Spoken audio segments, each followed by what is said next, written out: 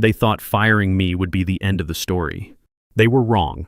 My name is Cameron Blake, and what happened in that boardroom 3 days ago changed everything. But to understand how a 25-year veteran got publicly humiliated, then turned the tables on a Fortune 500 CEO, you need to know about the silver pen in my pocket and the phone call that happened 72 hours earlier. Let me start at the moment it all went sideways. The red tulips sat steady in my grip as I waited outside the conference room. Simple gesture, I told myself. A bouquet to welcome Adrienne Cross, the new CEO. 25 years at Meridian Corporation had taught me that respect mattered more than titles. I wanted her first morning to feel like she was joining a family, not just a company. But the moment I stepped inside, the air shifted. Adrienne didn't smile. She didn't glance at the flowers. Instead, she adjusted her tie and said with a clarity that pierced the room, "Cameron Blake, your time here is over." The words didn't register at first. Around the table, two freshly promoted vice presidents sat stiff, their pens poised as if waiting for me to argue. I looked at Adrienne, waiting for the hint of a smirk. Some sign this was a tasteless joke. It wasn't. She slid a manila envelope across the polished wood, her eyes flat, already dismissing me. My brain refused to process the information. 25 years of midnight calls, supply chain rescues, audits survived. All collapsed into a single cruel moment. No acknowledgement, no thank you, just a surgical cut. The humiliation deepened when she leaned forward, voice carrying so the entire room could hear. "This," she declared, tapping the envelope with a manicured finger, "is the beginning of cultural reform. Meridian must shed its relics to survive, and Cameron's departure will be our signal of change." Gasps rippled through the silence. I felt every eye on me, not with respect but with pity. My gift of tulips drooped in my arms, suddenly ridiculous. I set them down on the side table, their fragrance heavy in the stale air. If you love stories about corporate underdogs who refuse to stay down, and the sweet justice that comes when experience meets arrogance, hit that like button and subscribe right now. Every day brings brand new stories, each one more thrilling than the last. I reached for the envelope. My fingers brushed the engraved pen I always carried, the one given to me on my 25th anniversary. My name etched in silver glinted faintly under the fluorescent light. I clenched it tight, grounding myself against the tidal wave of humiliation. But here's what Adrienne didn't know. Here's what nobody in that room knew. 2 days earlier, I had signed papers that made me the majority owner of the company she thought she controlled. Adrienne straightened, satisfied, believing she had staged a spectacle. She had no idea this scene would not be remembered as her triumph. It would be remembered as the spark. 2 days before the humiliation, my phone rang late on a quiet Sunday evening. I almost ignored it. I had been trying to lose myself in a book, anything to silence the worry that came with the rumors of a new CEO. But the name flashing across the screen froze me. Theodore Hartwell. Theodore was not just the founder of Meridian Corporation. To many of us, he was the company itself. He had retired years earlier, weary of endless battles with investors. Yet his presence still lingered in the marble hallways. When Theodore called, you answered. "Cameron," his voice was steady, deliberate, the voice of a man who rarely wasted words. "I need to see you." Minutes later, I was seated in his oak-paneled study, the smell of old leather and tobacco clinging to the air. Theodore sat behind his desk, a stack of papers neatly arranged in front of him. His eyes, though, still carried that sharpness I remembered from the crisis years, when he seemed to see 10 moves ahead of everyone else. He pushed the papers toward me. "I've decided it's time to hand this company's future to someone who has earned it." I blinked, unsure I had heard correctly. "Theodore, you mean—" "Yes," he cut in, leaning back. "I am selling my remaining shares, 42%, to you." The words didn't sink in right away. I had spent my entire career fighting to keep this company afloat, never once imagining I could own even a fraction of it.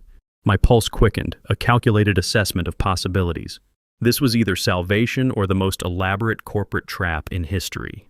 Theodore reached into his desk drawer and pulled out a silver pen. He held it carefully, almost ceremonially, before placing it in my hand. "This was mine when I signed Meridian's founding documents," he said. "It is more than a pen. It is a symbol of trust. If you sign these papers, Cameron, you're not just an employee anymore. You're the guardian of what this company stands for." I stared at the pen, its weight pressing into my palm. My name would be written into the company's foundation, not as a caretaker, but as an owner. "Why me?" I asked quietly. "Because," Theodore replied, his tone low and measured, "I've watched the board circle like vultures. I know who is loyal to Meridian and who is loyal only to themselves. You've sacrificed more than anyone, sometimes too much, and I trust that loyalty." My throat tightened. I felt the final pieces of a plan clicking into place. Theodore had been right. Sometimes you had to wait to see people's true nature. Yet as I signed my name, the silver pen gliding across the page, Theodore's gaze hardened. "One more thing," he said.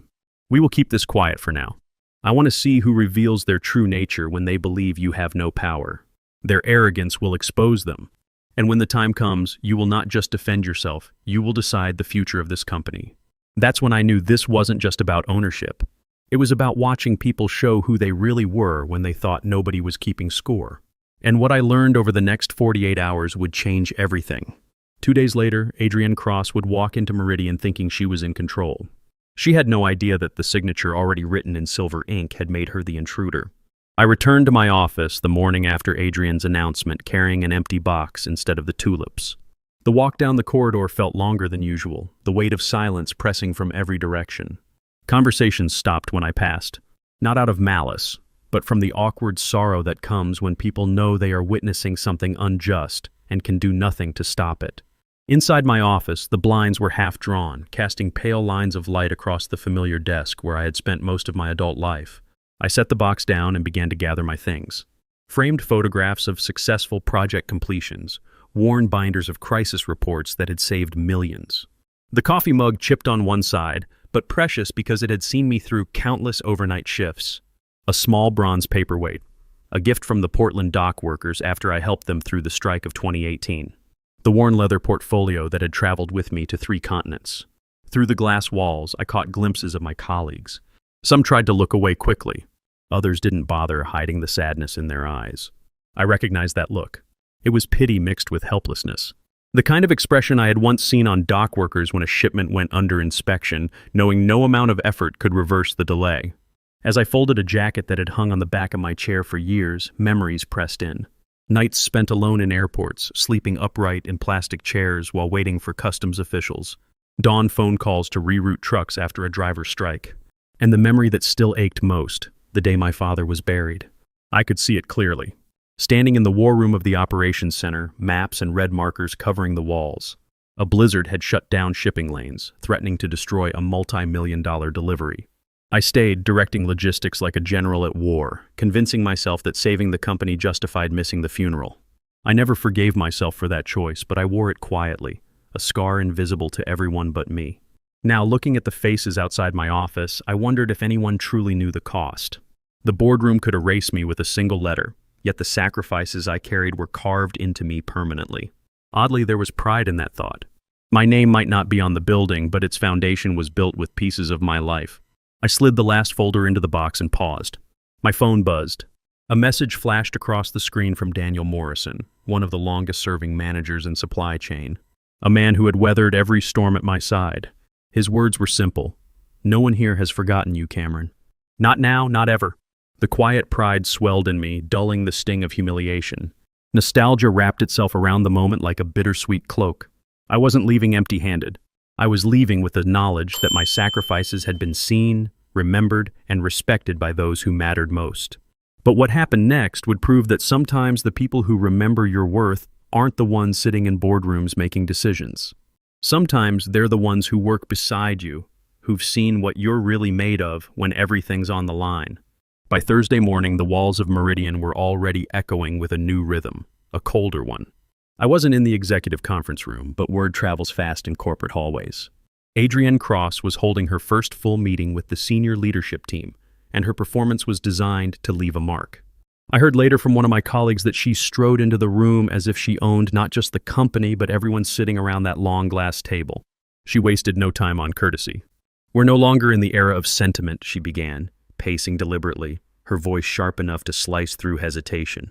"This company has carried too much old infrastructure for too long." The phrase stung even when it reached me secondhand. Old infrastructure, that was me. Her not-so-subtle label for 25 years of service, reduced to a rusty pipe in her shiny new blueprint. She didn't just dismiss my contributions.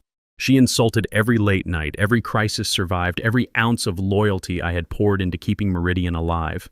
My chest tightened, anger rising like a flame that had been smothered too long. I could accept being replaced, but being erased, that was contempt I could not forgive. Adrienne pressed on, her tone swelling with arrogance. "We will cut deeper," she announced. "Departments bloated with sentimentality will be streamlined. Risk management, compliance, logistics, they will be rebuilt from the ground up. Loyalty to outdated methods is no longer acceptable. Her words were a knife, but the deeper wound came from the compliance in the room, the silence of those who knew better yet chose safety over dissent. And then, a twist of fate I hadn't expected. That afternoon, my phone buzzed with a message from a young analyst I had mentored years earlier. He had been in the meeting, notebook open, quietly recording on his phone. Attached was an audio file. "Cameron," his note read, "you might want this. They shouldn't get away with it." I pressed play. Adrienne's voice filled my apartment, dripping with disdain. "Old infrastructure," she sneered. "Relics like Cameron were anchors weighing us down. We will make his departure a symbol." The recording was clear, damning, impossible to spin as anything but contempt. My grip tightened around the phone. Anger coursed through me, but alongside it came a steady, cold focus. This wasn't just humiliation anymore. It was evidence. Adrienne had given me the very weapon I might one day use to expose her, a blade forged from her own arrogance. For the first time since my dismissal, I allowed myself a thin smile. She thought she had silenced me. Instead, she had handed me her own words, and words have a way of echoing longer than power. But what Adrienne didn't know was that while she was busy burning bridges and making enemies, the man she'd just insulted now held the keys to her kingdom. Friday morning arrived heavy with expectation. The board of directors gathered in the executive conference suite, a room designed to intimidate. Polished mahogany table that stretched nearly 20 feet, floor-to-ceiling windows that framed downtown Portland like a corporate painting. Leather chairs arranged with military precision. At the far end of that long table sat a chair unlike the others. A simple placard rested in front of it, printed in bold. "Reserved, majority shareholder." The sight of it drew subtle glances. Some directors tried to mask their curiosity, sipping coffee as if uninterested, while others leaned ever so slightly, whispering speculation. The title carried weight. A new majority shareholder could shift the balance of every vote, alter the company's future with a single decision. And yet, the seat remained empty. Adrienne Cross, standing at the head of the table, noticed those glances but chose to spin the silence into her own narrative. With a confident smirk, she tapped her notes and said smoothly, "You'll be pleased to know the new investor aligns fully with my vision for reform. Their absence today is simply a formality. Consider it a silent endorsement of the changes we are putting in place." The words were designed to calm the room, but unease lingered. Directors exchanged measured looks, balancing skepticism with caution. It was true that investors often operated from behind the scenes, but the deliberate reservation of a chair with a nameplate announcing ownership was unusual. It carried the promise of presence, of someone who would eventually claim it. I wasn't there yet. I waited outside, just beyond the frosted glass doors. My hand brushed the silver pen in my pocket, the one Theodore had given me when I signed the papers.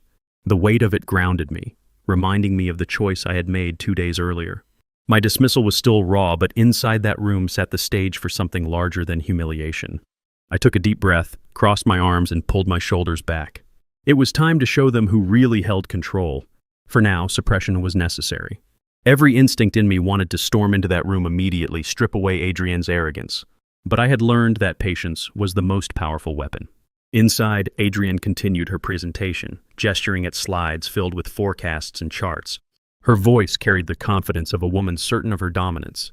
"This company will no longer cling to outdated structures," she declared. "We are moving leaner, sharper, faster."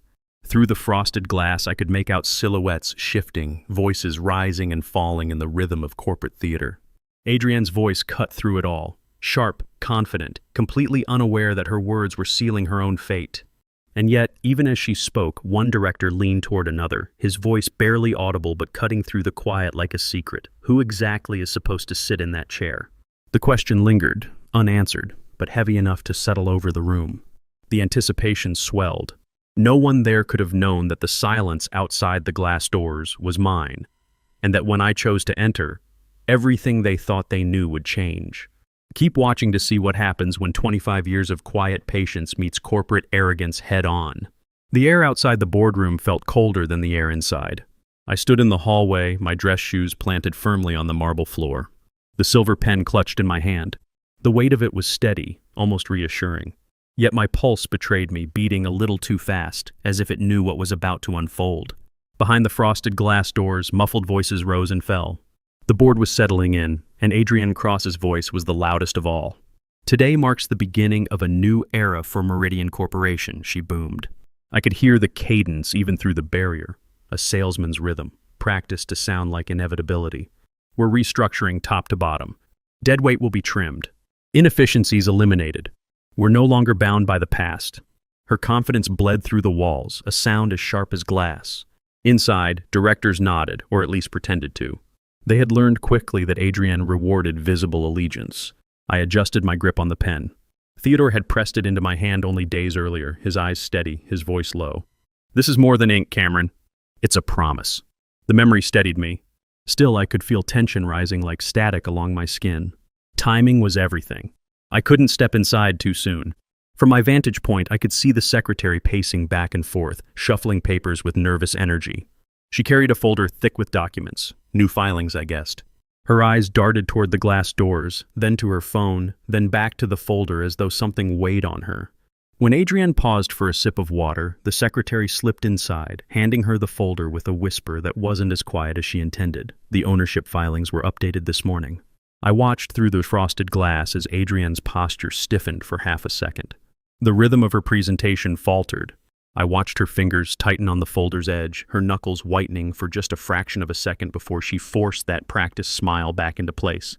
For a brief moment, unease flashed across her face, the mask cracking, but then she snapped the folder shut and forced a grin.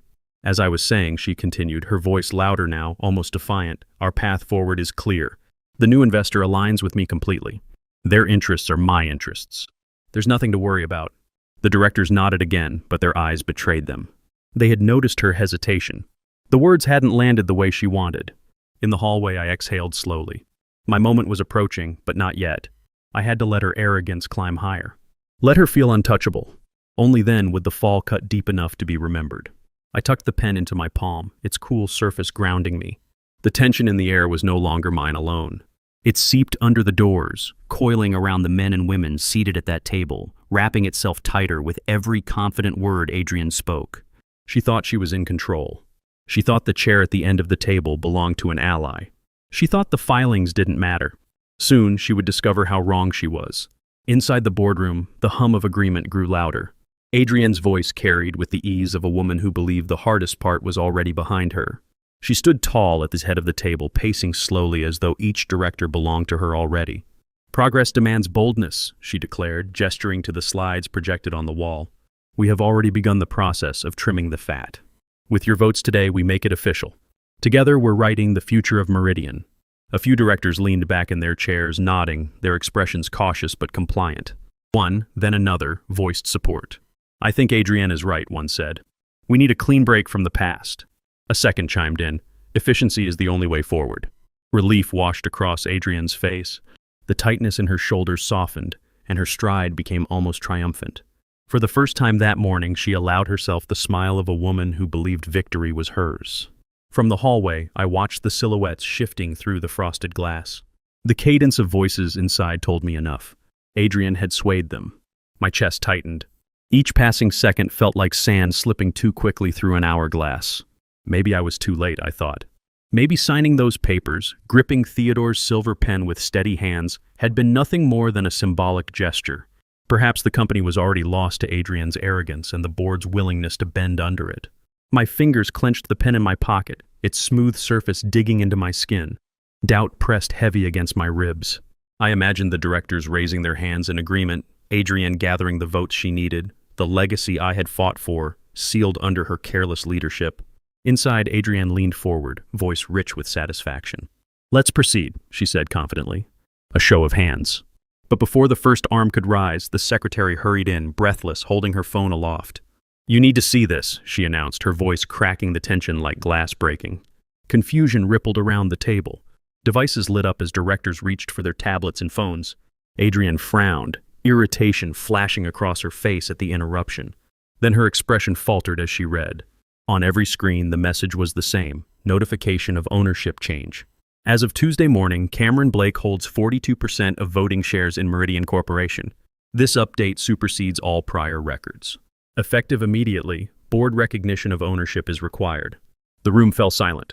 Chairs creaked as directors shifted, eyes widening, scanning the words again as though disbelief could alter them. Adrienne's relief evaporated in an instant, replaced by the pale stiffness of a woman whose ground had shifted beneath her. Out in the hallway, I exhaled. The weight of doubt lifted just enough to let something else through. Resolve. The game wasn't over. It was only beginning. The silence in the boardroom was suffocating when I finally pushed the door open. The frosted glass swung wide and every head turned as my dress shoes struck the polished floor. I didn't rush. I walked with the steady rhythm of someone who belonged, though not a single person in that room had expected me to appear. In my right hand, the silver pen caught the light, glinting like a small blade. I let it rest at my side as though I had carried it there my entire life. The pen was no longer just a gift from Theodore. It was a reminder that my signature carried more weight than Adrienne Cross's entire performance that morning. Adrienne froze mid-sentence, her eyes widening for a fleeting second. Her mask cracked and the boyish panic underneath flickered through. This is a mistake," she stammered, clutching at the folder in front of her. Her voice wavered, no longer the booming cadence of authority, but the brittle tone of a woman scrambling to hold on. I didn't speak. Not yet. Instead, I stood still, letting the silence work in my favor. My gaze locked on Adrienne's, unblinking, calm as steel. Around us, the directors shifted, uncomfortable, waiting for the storm they sensed was about to break. Adrienne tried again, louder this time, forcing false confidence into her words. The SEC filing must be an error. Blake was terminated. He has no standing here. But the tremor in her voice betrayed her. Still, I said nothing. I let the weight of my presence press into the room, a pressure that grew heavier with each passing second. The directors leaned back, some glancing between us, others lowering their eyes. They could feel it too, that the balance of power had shifted even before a single word was spoken. Finally, I took one slow step forward. The pen glinted again. I didn't raise it, didn't brandish it. I simply held it steady, the way you hold a truth no one else can deny. I stopped halfway to the empty chair marked majority shareholder. I didn't sit. Instead, I stood beside it, silent, my eyes never leaving Adrienne. The effect was immediate. Her face paled and her words collapsed into nervous muttering. She gripped the table as though it might steady her. But the room had already turned. Every eye was on me now, waiting not for her, but for me. And still I waited. I let the silence stretch until it became unbearable, until even the sound of someone shifting in their seat felt deafening. The anticipation was a weapon, and I wielded it carefully. In that suspended moment, Adrienne realized the truth. Power wasn't in shouting or grand declarations. Power was in the calm presence of the one person who didn't need to say a word. At last, I lowered myself into the chair at the far end of the table, the one reserved for the majority shareholder. The leather creaked softly beneath me, but the sound carried like a verdict through the boardroom. Every eye followed me as though the act of sitting was itself a declaration of war. I placed the manila envelope Adrienne had once pushed across the desk onto the table in front of me, its edges worn from my grip. Then, with a voice calm but cutting, I broke the silence. "I do not accept the decision to terminate my employment," I said.